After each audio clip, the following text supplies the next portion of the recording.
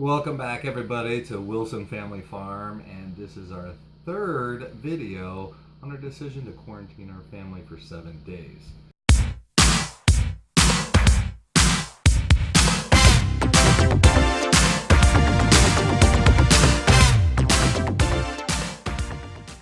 Today is February 4th, 2020, and let's start off with some questions that we have from people from online. Yeah, first question. We had somebody ask if we're checking the mail.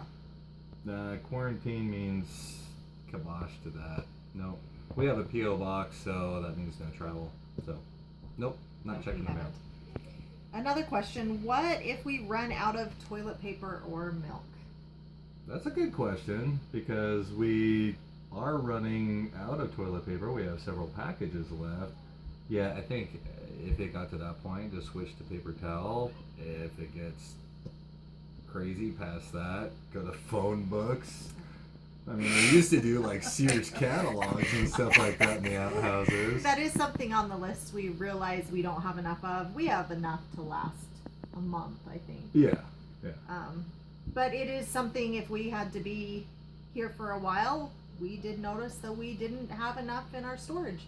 We went through our food reserves, our storage, and so we have a pretty good idea now of what we have, and toilet paper was something that got added onto the list. It got bumped up pretty high. Quite quickly. So we're down to just a gallon of milk, which is a really big deal. We have plenty of evaporated milk and also powdered milk in the food storage. One thing that one of our daughters brought up was the need for sweetened condensed milk. We do have sugar, plenty of sugar. All right, well, she can make do with that.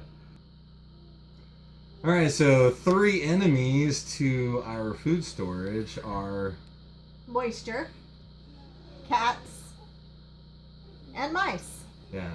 So with the moisture, what that ended up doing, because we live in the Northwest, is it started to rust the top of our cans in our food storage, the cans that weren't protected. Now, something we noticed is the cans that were wrapped, like we get cases, and if they were wrapped in like packaging from the store, they were fine. They were just fine. Yeah.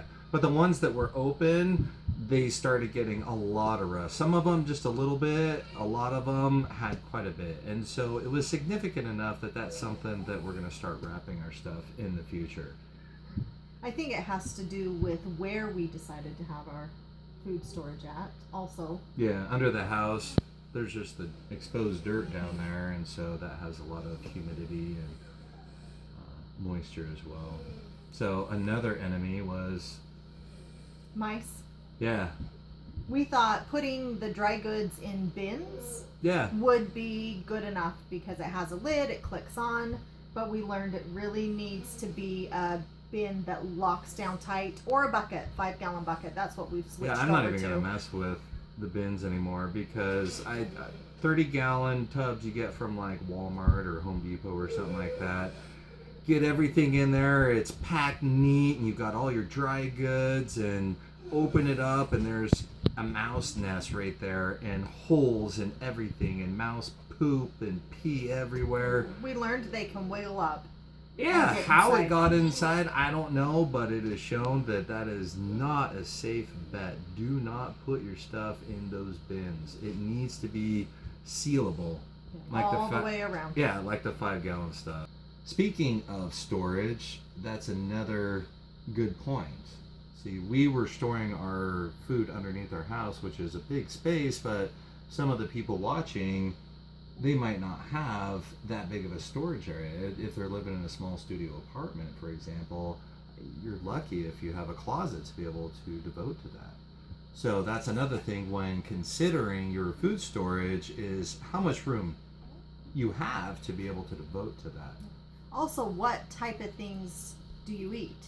We noticed when we were going through our storage that we have drastically changed our diet in the last 5 years, and there's a lot of things down there that we just won't eat anymore.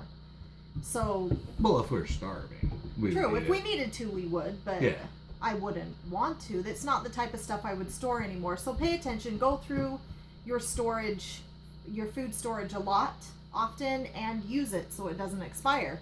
because you don't want to run into a bunch of stuff that's expired either. Why spend all the money on food to store and then you're not even using it? Yeah, and also, shift. If your diet changes with age or time or, your knowledge, shift your food storage as well.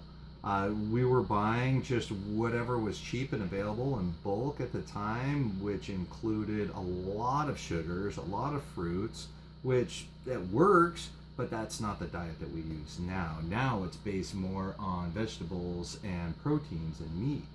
And so that means we need to adjust what we are going to buy in the future for our food storage.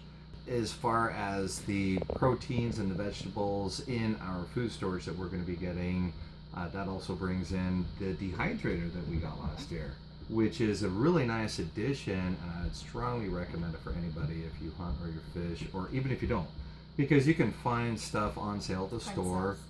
Yeah, and then you can make your own jerky, which stores for a very long time. Your fruits and vegetables, you can dehydrate those as well. It's a great way to store food. So with the hunting, that means that a person can get fresh meat right there, whether like here, turkey, deer, moose, elk. There's also fishing, which you can then prepare, you can dehydrate, you can store it. Like this time of the year, it's wintertime, so it wouldn't take any energy to be able to store that. What's some more things that you can think of? Well, we have our chickens. I think they're a good live source of food walking around. They lay eggs. Even during the wintertime, they lay eggs for us. Yeah, and they're easy to take care of. And if like, for example, we had some waste from our food storage, and it went straight to the chickens. It did. So there was no waste right there. I mean, it didn't benefit us directly, but indirectly it will, in the form of eggs. And going along with the comfort foods, going and eating all our comfort foods first, going from the counter to the fridge, and then to the freezer, and then to the dry goods. That's generally how it's going to happen.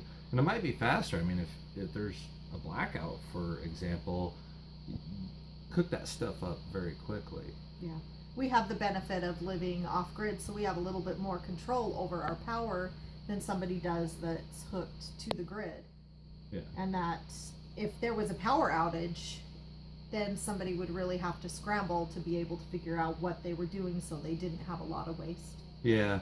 One more thing with food storage, especially with cans, try looking for goods that have liquid in them. For example, like corn, whole corn, or sweet peas. So it's going to have liquid in it, so that is something that you could drink on the spot and also consume what's in the can. So it's like a 2-for-1 there. Whereas your dry foods, they require liquid to be able to rehydrate. Another important thing to know about food and food storage and preparation is having a good understanding of what's around you and how to use plants and trees, so that you can use that to substitute if you need to, be on the run, on the go. Here we have a lot of pine trees, and if you take the pine needles, boil them, make a tea, you can live off of the nutrients of that for up to 2 weeks. So. It makes a good cough syrup. Yeah, and you can chew on the sap, kind of like gum. There's a lot of benefits. Just having a better, deeper understanding of your environment that you're living in. Anyway, that's a lot of information. It's been fun for us. We're still learning, and we're excited to share it with you. Until next time, thank you so much for joining us. God bless you and your families.